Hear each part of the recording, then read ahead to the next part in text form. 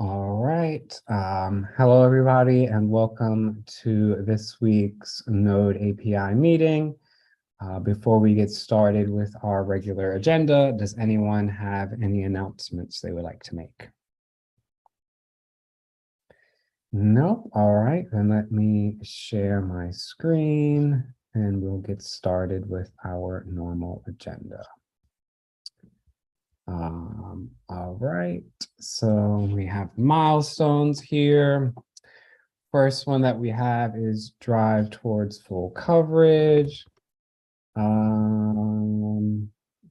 I did take a look at this one here, and I just wanted to sort of clarify my thinking in that what we are testing is that the actual cancel call fails.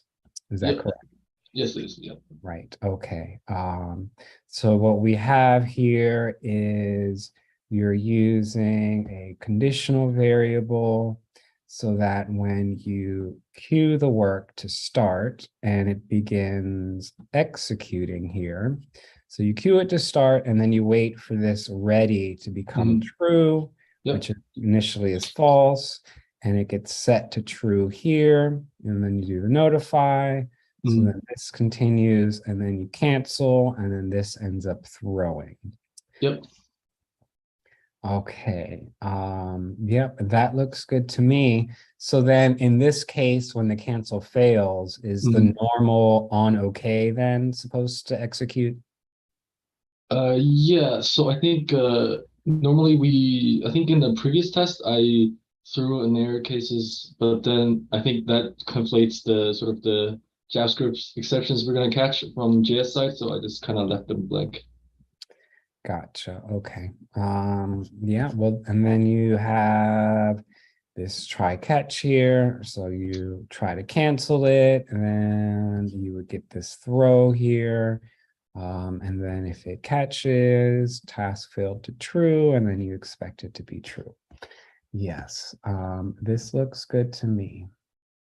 Let's change, review. Thanks. And then we had discussed this new overloads. Yeah, sorry, I didn't get to this week, but I'll make time for this weekend to go over this again. Thanks. No problem at all. And I think that is it. Is there anything else that you need help with or anything? I think that should be good for now. Yeah, thanks. All right. Then moving on, we have this better coverage of Node API and YouTube. I have not made any progress with anything. The only thing that we talked about last week was having a video for discussing how to debug native modules. Does anyone else have anything that they would like to add or discuss regarding this issue? No? All right. Then we will move on.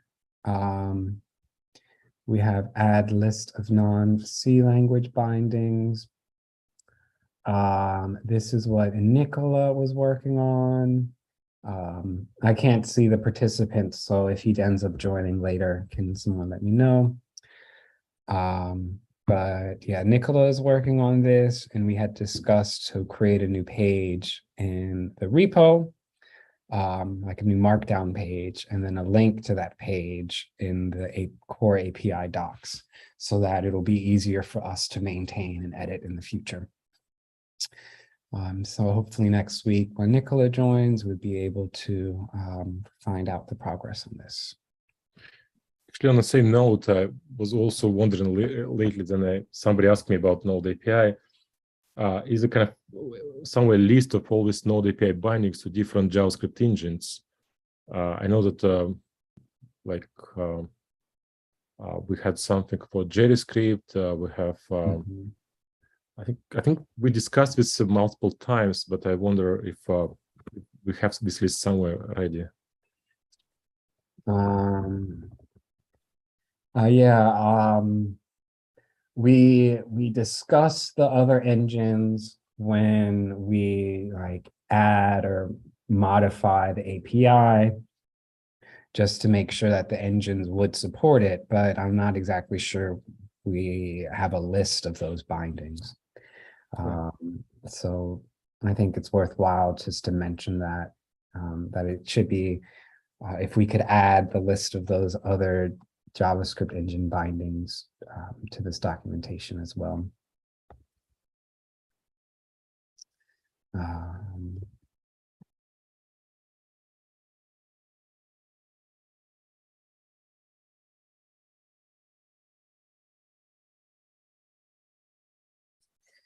All right. Oh, I would recommend to have different documentation pages. It will be like nice. Oh, I don't know. Maybe it's the same. I don't know.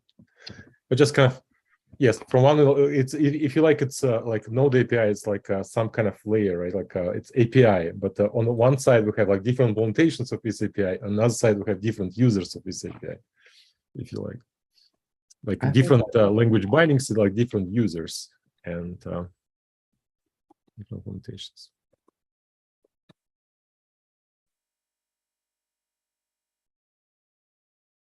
But in this case, it's kind of much easier to talk to people like what this Node API is and where it's been used. I think that's fair. Right. Okay. Anything else regarding this issue? All right. And let's put that there. All right. And moving on. Tracking issues for modules ported. We always go here and sort of look what we got going on. Almost 9 million weekly. And then we'll eventually reach the 10 million weekly and then woo, milestone. Like I mentioned last week, it may be beneficial to work on a new release. There are some PRs that have been merged or are waiting to be merged that fix some issues. So it may be beneficial to start on that. Let's create an issue for that.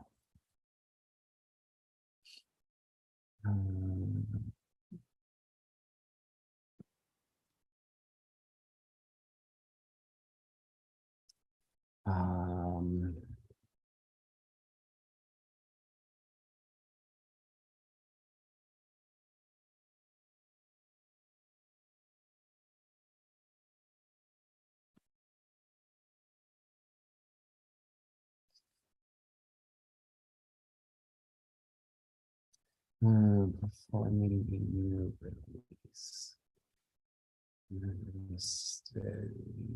PRs. I would like to say we have 1216 and 1209.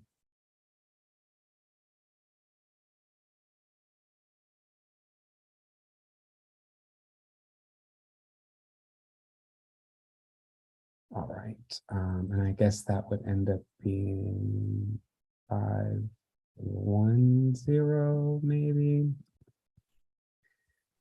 Yeah, but these PRs mostly about unit tests, or they fix some code.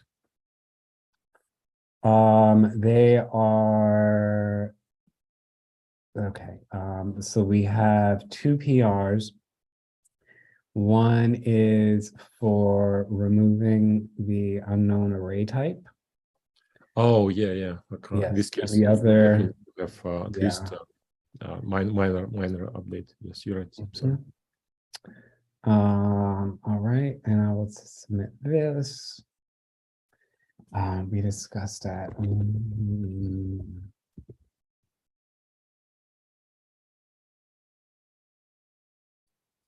All right. Let's just submit this so that we can keep a track of it. All right, and moving back here. Yep, almost at the 9 million. So things are going well. Enable debug testing for add-ons. This is work that Michael's been working on, but I don't think there's been any additional work to this. Let's just open the issue up.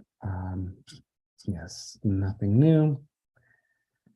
So then moving on, stale issues to discuss. All right, this list has been growing longer and longer. So we have Unbound memory usage. Yes, this was the issue where creating a bunch of object wraps in a loop without doing a next UV cycle or whatever, event loop cycle. Those objects never get freed. And we discussed this. And then there is, this is a PR that Legendicast has been working on, as well as I think you, Vladimir, or at least the two PRs are interlinked because they both they both touch the finalizers.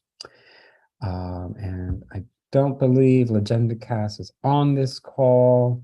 So what we can do is just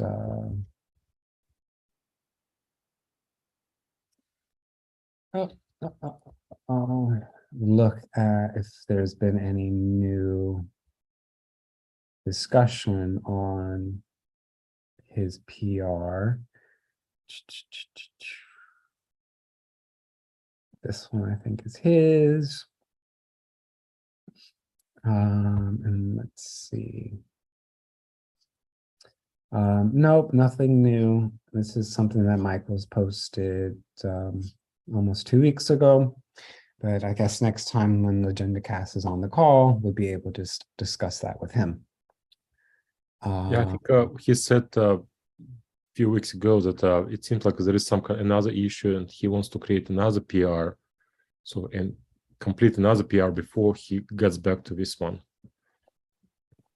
I see. Okay. He was talking about adding some additional unit tests. He was thinking that there are some test cases missing. Right. Okay. So hopefully he'd be able to clarify that in next week's call so that we can see what the status is on this fix. And for my change, pretty much I'm kind of still working on this APIs for features and how features supposed to look like. Hopefully we'll kind of do some progress this weekend on that. Right, because we discussed this last week, I think. Yeah, this work kind of depends on what Chen-Chong is supposed to do, and right. Then it depends on features, because what we decided last time, instead of adding a complete new APIs like my PR was doing, we simply said we will keep existing APIs, but we'll have a feature, and feature will just simply say all finalizers must be run from garbage collector. So technically we're saying developers not supposed to call JavaScript from their finalizers. Right. So the PR that adds the feature flags is this 42557. We're dealing with allowing references to any value types. So we're thinking that once the feature ability has been implemented, then you'd be able to add a feature for when the finalizer should run. Is that my understanding? Yes. So because my PR was originally about adding a bunch of new APIs, as you see, like 6 of them. So now we're discussing like let's not add them, but rather have a feature which controls its behavior per module. Right. Okay. We can put that as a comment. So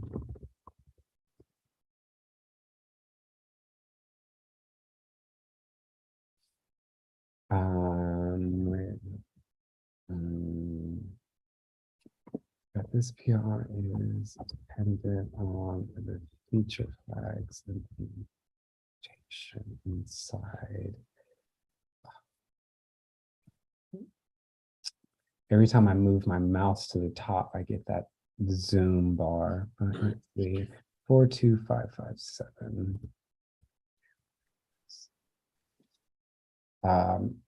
And we want to have this feature flag so that we don't have to add all of these new APIs that would have this different behavior, right? We want to be able to use the existing methods, but tweak their behavior using those feature flags. Is that correct? Yes. Yes.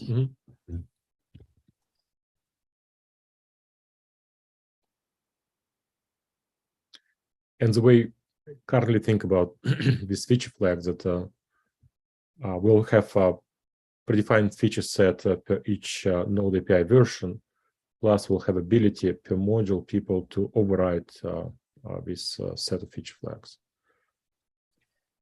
Okay. The way I think of this override is going to happen in the zip file, people would need to provide special definition saying that an API has custom features, and it means they would need to provide a function with a certain name and certain signature, and it should work this way.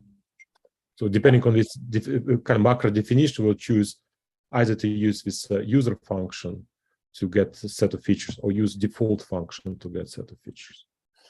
And inside of their custom functions, they could grab default features and tweak it if they want to. So it's kind of current thinking that I have in mind.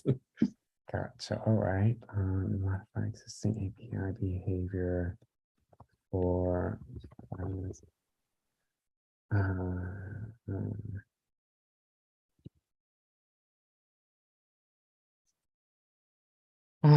let's file that all right here. Anything else to add? Oh, that's it. Yeah, okay.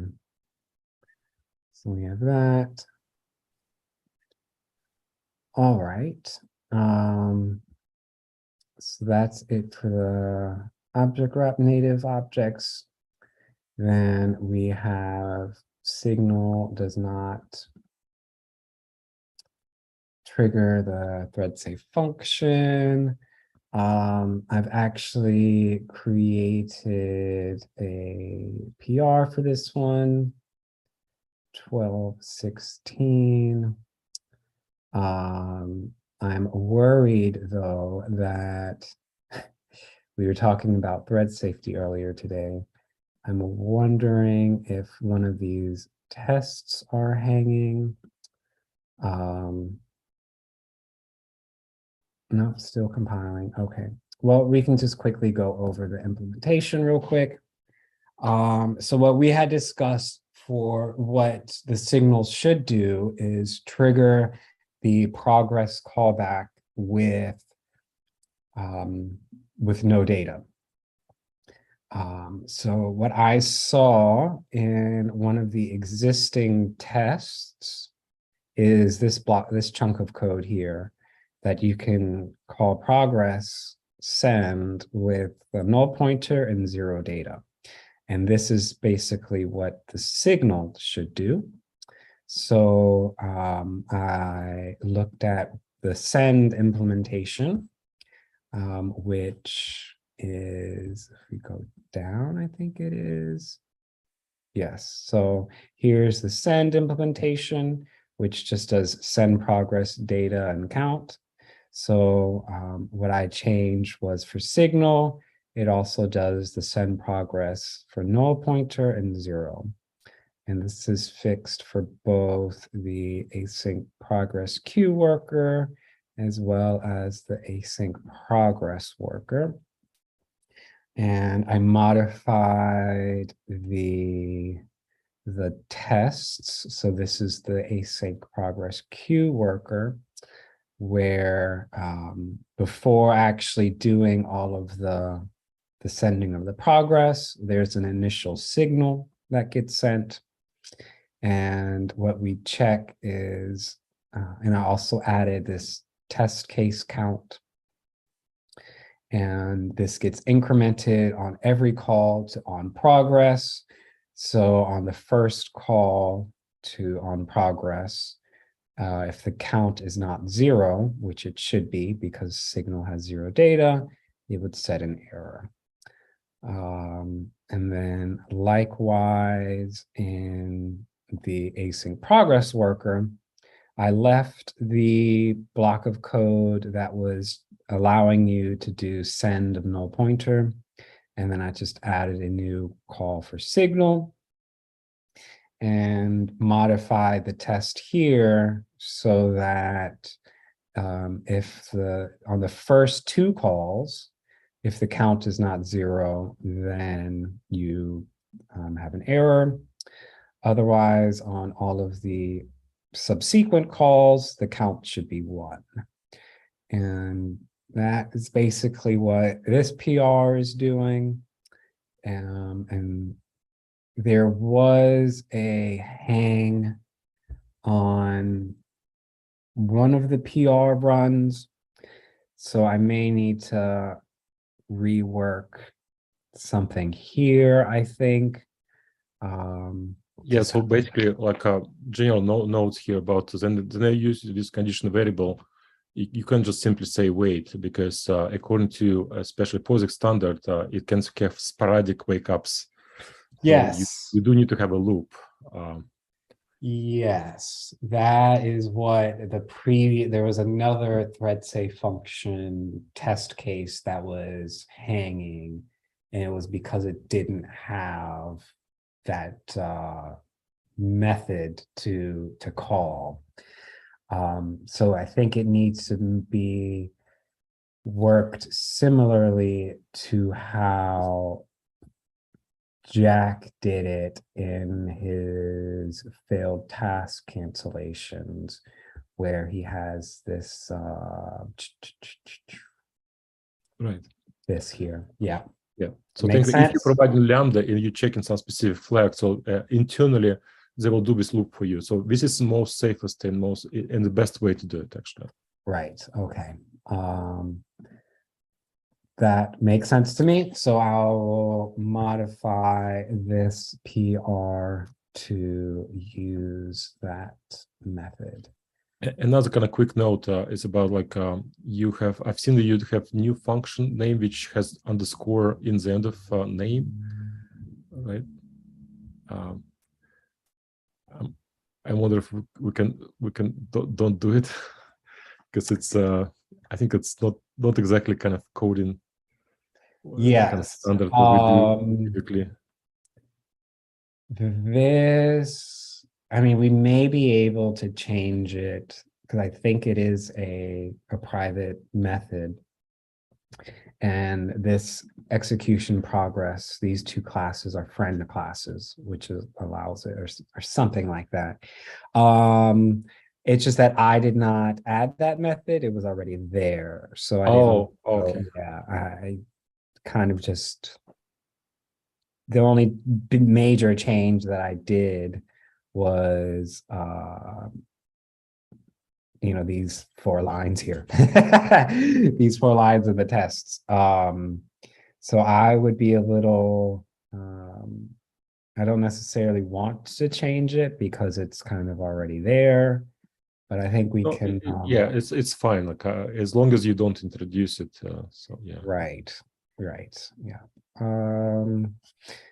Okay. It was good. So I needed to comment on this block here. Use the CV wait overload that provides have a condition function, I guess. Yeah, it's Lambda, yeah. Because whatever you do in this function, they will start to loop it for you. So if it has any sporadic wake ups, they will do it correctly. Right. Okay, so that is that. Yes, we were on this stale issue. So this PR should address that stale issue. And as we had another issue as well, this const error. This person was trying to use the signal and they were getting a compilation error, but that is also that's now fixed with that change. So this would also be resolved. Okay, I think that's it for that stale issue. Then moving on, we have should handle exceptions. This is one that we had discussed in a previous meeting. There was a command line that was added to the node executable that would modify the behavior. And we ended on Legendicast trying to see if that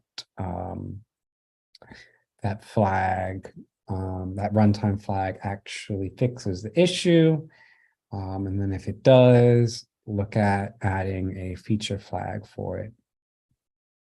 One thing that I just kind of want to point out, though, is that I think there were discussions of changing the default behavior in the next major version, such that that runtime flag is enabled by default.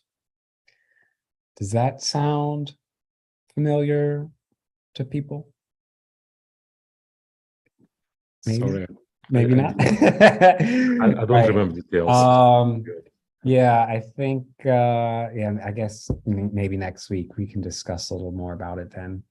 Because I just would be a little cognizant of introducing a lot of changes if that is the path that we want to go, is changing the default behavior. But I guess we'll just discuss that next week. Okay, then we have this one, right? This issue would be resolved by the PR that is waiting, the removal of the unknown array type. So that's still just waiting to be reviewed. Let me make sure that there's no comments or anything. No, okay, so it's just waiting to be reviewed. Then we have this one. Okay, I tried to take a look into this one just to understand again what the person is complaining about. And now I have an understanding of the complaint, but I really don't understand. I don't know how to resolve it or anything. So what they have is an object wrap that holds a thread safe function, and in the destructor of the object, they want to release the thread safe function. And they are saying that under certain conditions, it's possible that Node would destroy the thread safe function before it destroys the objects of the add-on. So since the thread safe functions are already destroyed, calling this ends up making a crash. That is the gist of the issue. But I'm really not sure how to go about a solution for this.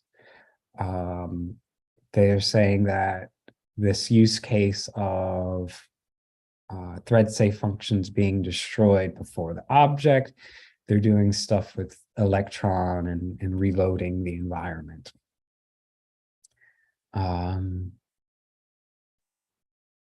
That's really all that I have for this issue. Does anyone have any thoughts about this? Otherwise, we can just. So how typically? Sorry, I don't know much about thread safe functions yet. How is it typically being destroyed? What's typical scenario? So in my understandings, you are supposed to release the thread say function when the thread that is using it is finished. So they're trying to link the concept of the thread is finished using it with the destruction of the object. And I'm not sure if that's the best way to handle that, because that's not the same time span, you know, like a thread being finished with it and the object being destroyed, those are kind of separate things, right? But it seems that a lot of people want to be able to store the thread say function on an object. I think this issue has at least 3 people that are interested in doing that. But, you know, like in my examples, I do the release when the thread is finished. So I mean, that's just what I said in this one here. Here's the thread entry, and I release the TFSN when the thread is finished. But they are saying that that's not necessarily the best way to do it. I would say in general, in modern C++, calling the release function explicitly is a bad practice.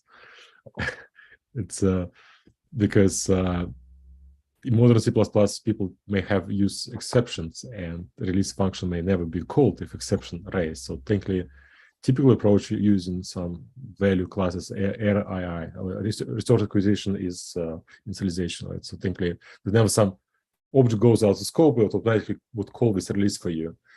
I don't have any kind of concrete recommendation here. It just feels wrong that we have to call release explicitly.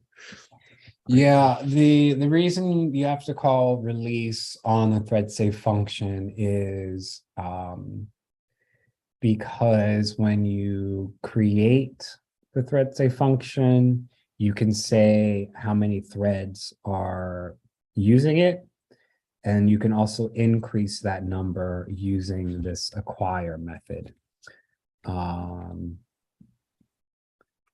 Thread save. But I guess like in our C++ wrappers, we could potentially introduce some kind of special thread safe function holder, which will be kind of a special class, which in constructor will say acquire, and then in destructor will say the release. So in this case, it will be no kind of raw calls to release at all. I see.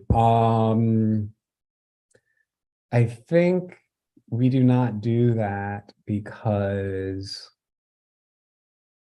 I mean, at least right now, the thread safe function class, all it does is just hold the value of the NAPI thread safe function value. Like it's basically just a wrapper on holding that value. Right, but this is C++ wrapper, and should we kind of think about like how to make it more C++-ish? Like yeah, I vaguely remember there was discussions about like a copy constructor would end up calling acquire, which would increase the thread count, and then release being called on the destruction of that object. And I think the reason we went against that, I don't really remember. I know it came up in discussion when the API was originally created.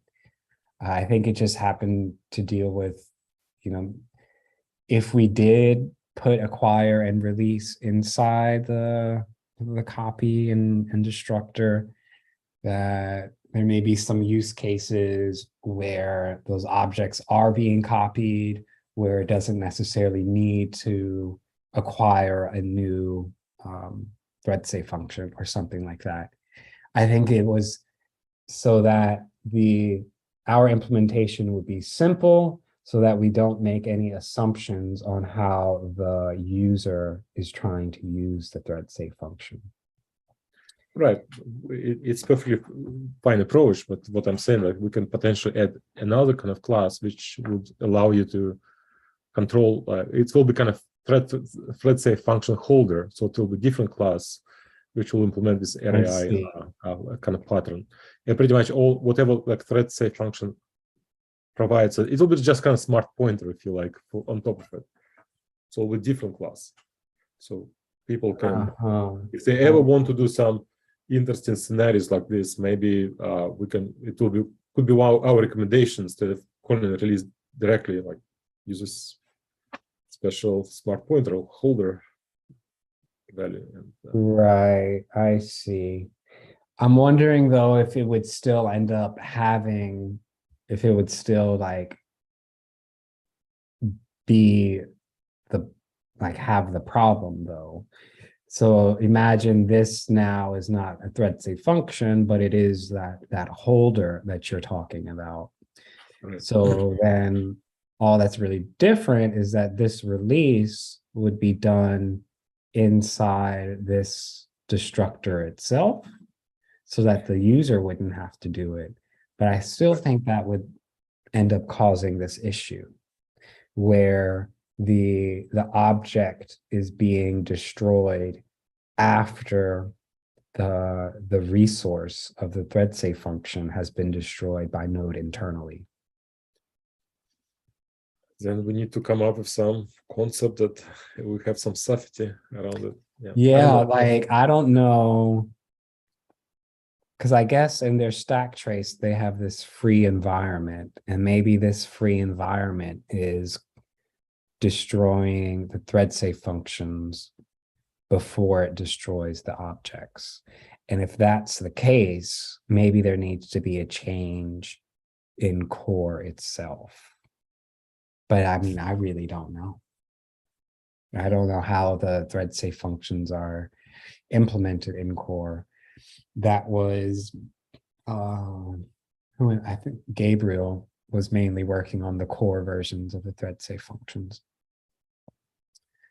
Yeah, I would like to have a look at this stuff, but probably not this week. Yeah. Definitely, we must be some good solutions there. And multi-threading is generally difficult. Like even in C++ standard, they now recommend don't use two-thread, use JThread, because there are some issues with joining threads. And they introduced new type.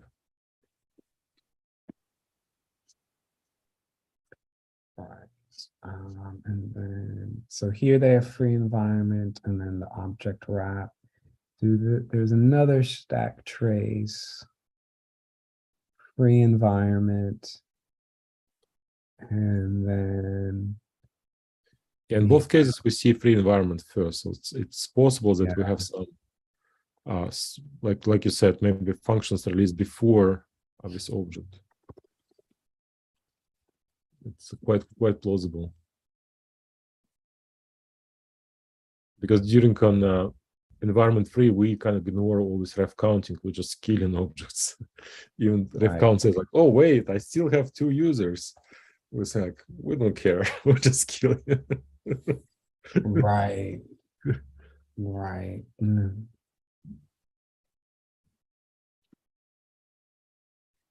In ideal situation, we must not do it. In ideal situation, like every time we want to destroy an object, and if it has ref counter, we're just supposed to decrement it and go from there.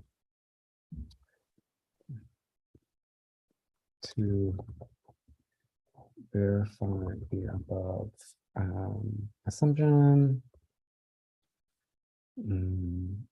it may, like, I'm wondering if there, like, if we could like defer the releasing of the thread safe functions until after the objects have been cleaned up. Like I'm wondering, like there has to be an order somewhere of how these things are cleaned up. So I'm wondering if it, maybe it would be just as simple as changing that order. I think instead of doing order, we could just do proper ref counting. It's what I believe we right now missing. You know what I mean? Like if we should only destroy it if ref count goes to 0, and rather than destroying I directly. see. I And, see what you're saying. and maybe do it like in 2 passes. Like imagine like first pass, we just we try to do our best, like always ref counted stuff, right?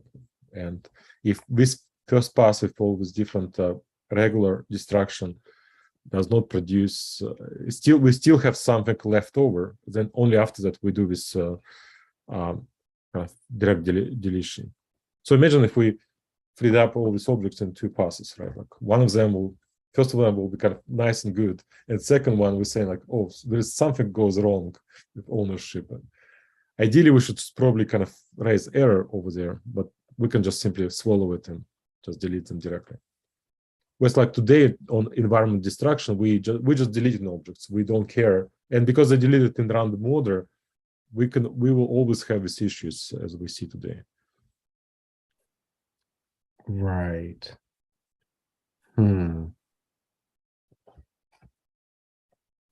Hmm. Hmm. Right. Well, yeah, I mean, because I guess the deletion, I mean, when the environment is freed, it currently makes an assumption that the objects do not rely on each other, I guess. And I think that is a false assumption, at least in this case, because the object wrap relies on the thread safe function to be there. And if there is this sort of interdependency, then we have to change how, I don't want to say like the order of things being destroyed or cleaned up, but at least the process of cleanup. Yes. Excuse me. Um,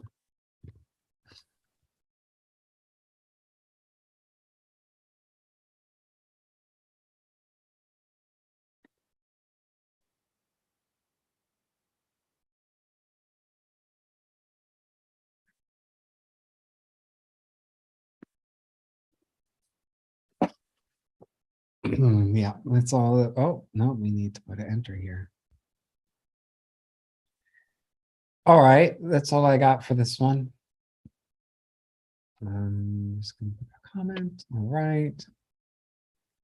That was that one. And what is this one? Okay, yes. This is no progress on this one.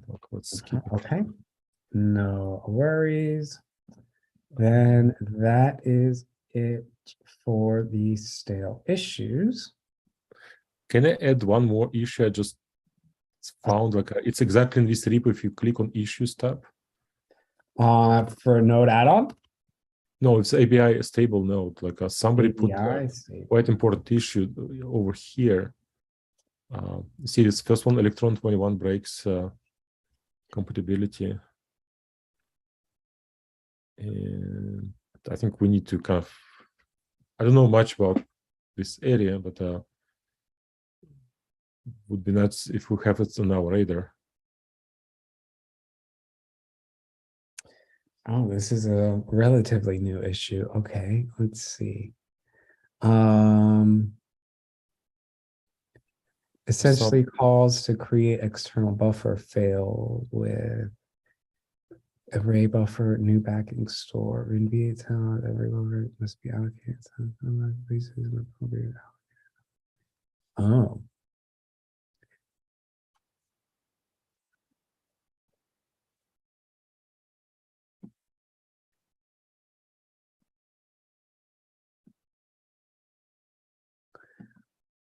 I see. Okay, let's look at this linked issue here.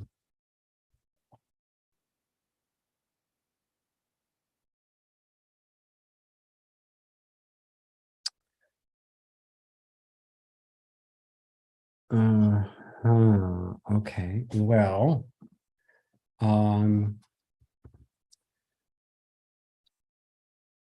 I feel like I read something recently on Core regarding array buffers.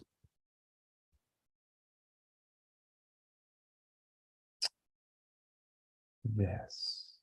I don't know if these are related at all.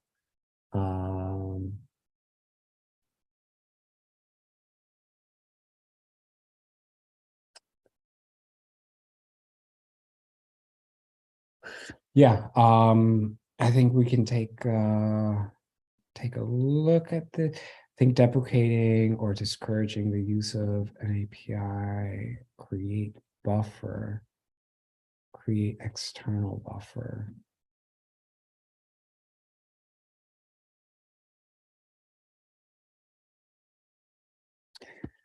Yeah, I'm not too sure about this, but I can definitely add it to the still issues so that we can discuss it next week.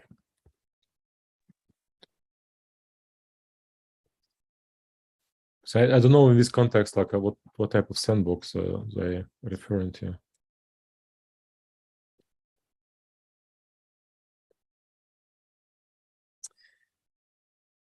Yeah, I mean, I guess this is because maybe Electron is using some sort of V8 sandboxing. I don't know what that is. And maybe the way that they're using sandboxing is not compatible with this new backing store.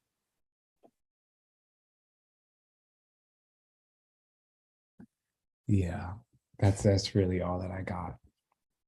So should we kind of our code should be aware with what mode we have for V8, like if it's sandbox mode, to call different APIs? Yeah, I don't know. Really nice.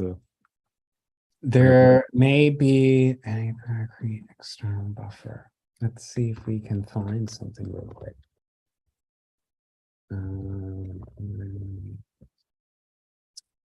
No API, right?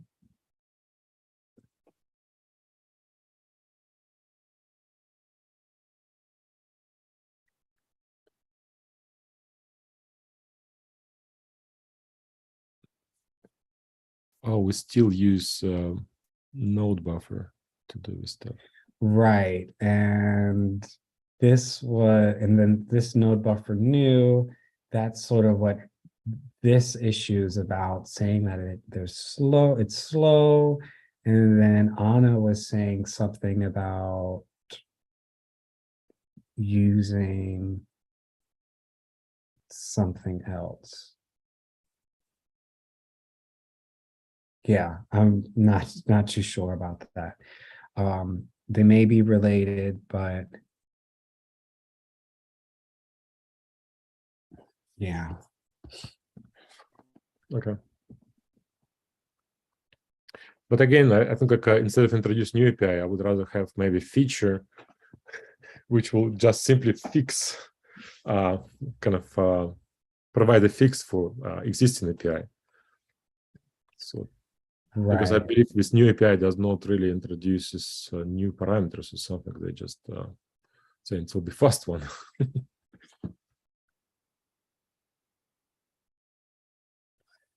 Right.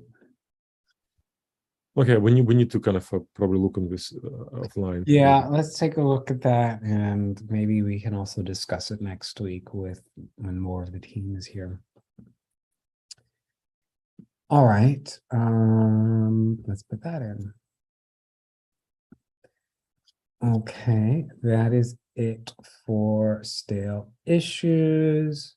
We have about 5 minutes left. Does anybody have any issues that they would like to discuss in any repositories? Nope.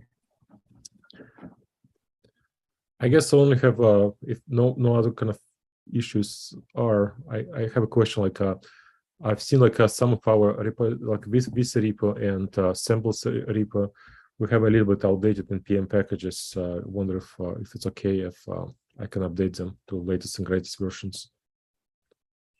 I don't see a problem with that. Yeah. Yeah, I also noticed that in the example repo, note how these examples, that some of these actually have. Did I make that up? I did make it up, I guess. No, no. What I saw is that probably what you're referring to. Yeah, like they're using older within here. And then I'm guessing you're also talking about within our package of Node add-on itself, maybe some of these are Right. Like outdated. we have a bunch of outdated packages, and Yeah. and I And think yeah, I mean, I don't see a problem with that at all, if we can find some way to update those. okay. Okay, I wanted to look at issues that are new. There was one that was coming in. I think Jack has been working with this person.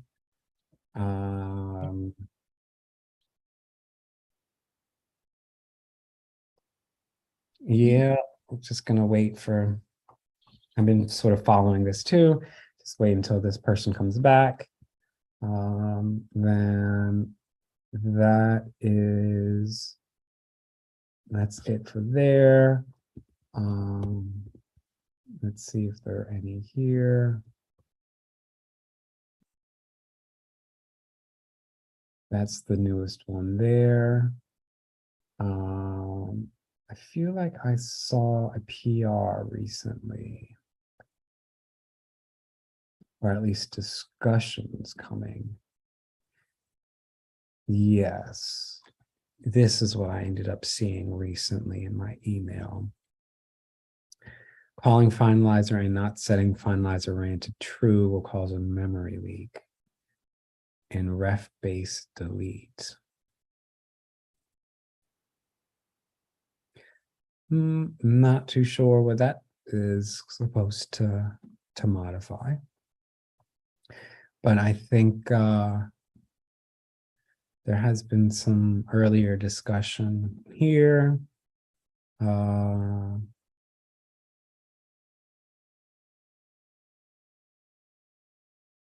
Please check the usage. Don't you think after calling call finalizer, we have set fine? Okay, well, I think since maybe if Legendicast comes back to this issue, I mean, and we can also look at where this finalize ran variable is used. I think he's looking for like maybe we need to have an extra unit test. If we have such a situation today, it would be nice to have this red light, red green, sorry, like a test approach. Like you write a test which fails, and then you fix it, then test passes. Right. Like, right. It would be ideal. Definitely, kind of fix looks trivial, but I always wonder like how many other kind of things like this we're going to have, and because we're doing active changes in this area, changing code there, and we need to make sure that after his change, this test case would continue to work. So more test cases, it's better, right? Right.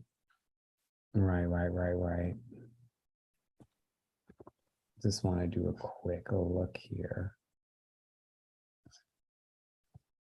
Because otherwise we're talking about like, yes, we have some application had memory leak. After it's fixed, it does not have memory leak.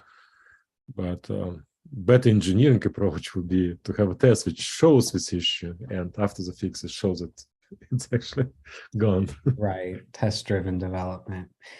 Okay. Well, I think that is it for the new issues, or at least things that I have seen recently. Yeah, okay, so that is it. We don't have any more time.